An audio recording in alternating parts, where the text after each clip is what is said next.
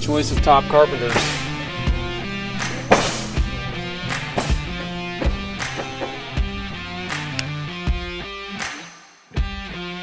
Hey there, welcome to the Perkins Builder Brothers channel. Today on our project, we're rocking and rolling with some windows, doors, siding, painting, and soffit. And let's talk about how to flash a door sill before you install the door so it doesn't leak or rot out your floor system. And this sounds boring, but it's super important that it gets done. We'll show you how we do it because we think it's the best way. All right, so let's talk about this opening before we start the flashing. I'm going to show you a few components that are in place already. First, we have our ledger flashing. This is a vinyl ledger flashing made especially for this scenario over the deck band. And then we don't like this gray color sometimes, so we use a dark brown. We call it blacken it out. So we're covering the vinyl with a dark brown, which matches this house. And then we're going to bend and install this pan piece that's going to go right here. It's important to pay special attention to the wood area underneath the door before you install this flashing.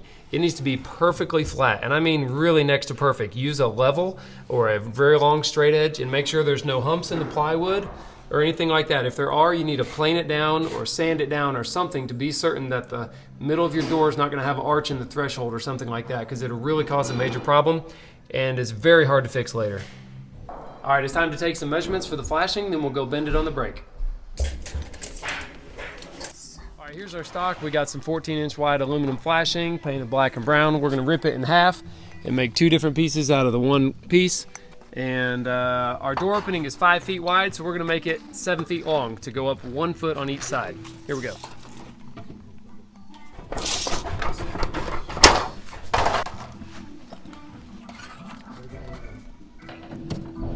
So we don't have one of those fancy slicers for the brake, but I do have a knife, and that works. Not as good, but it'll work.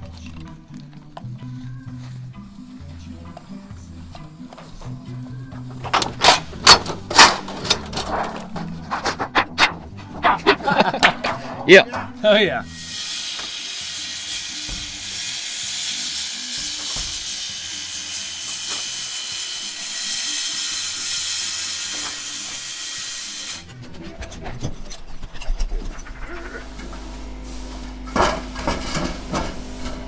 All right, so I've put this piece in roughly centered. It really doesn't matter how high it is on either side as long as it's close to the same. Now let's mark the width.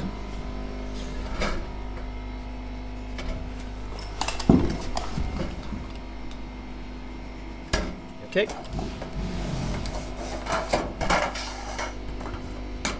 So now I'm going to cut this bottom flange part to allow me to bend the flashing in a 90-degree corner.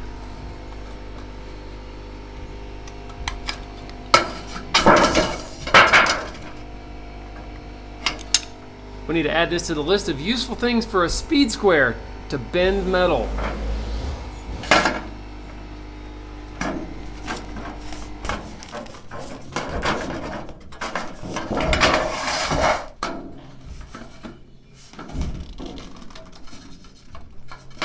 All right, let's check the fit, see if it's good.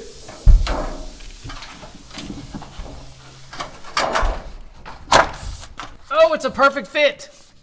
You know what the best part is? I didn't even measure it. You know, just making marks is more accurate than measuring sometimes.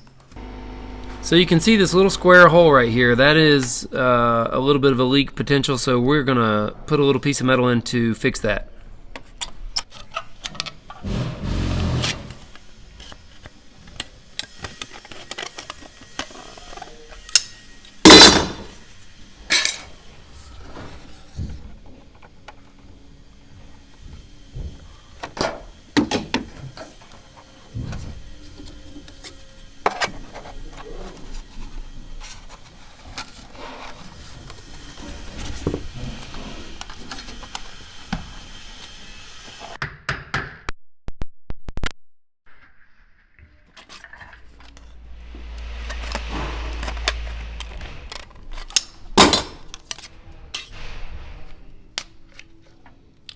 Oh, get in there.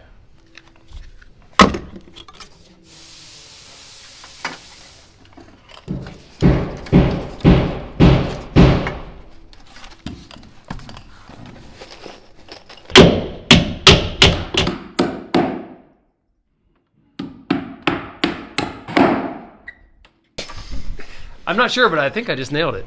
Nailed it. Confirmed.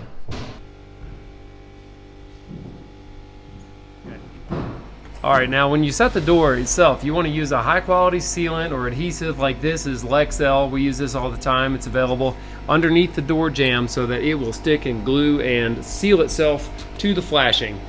It'll be somewhere around here, about right there. And to finish things off, we're going to go around the top edge of all of our flashings with zip tape, which is a flashing tape to keep water from getting behind them. You gotta use the crock. Gotta use your crock.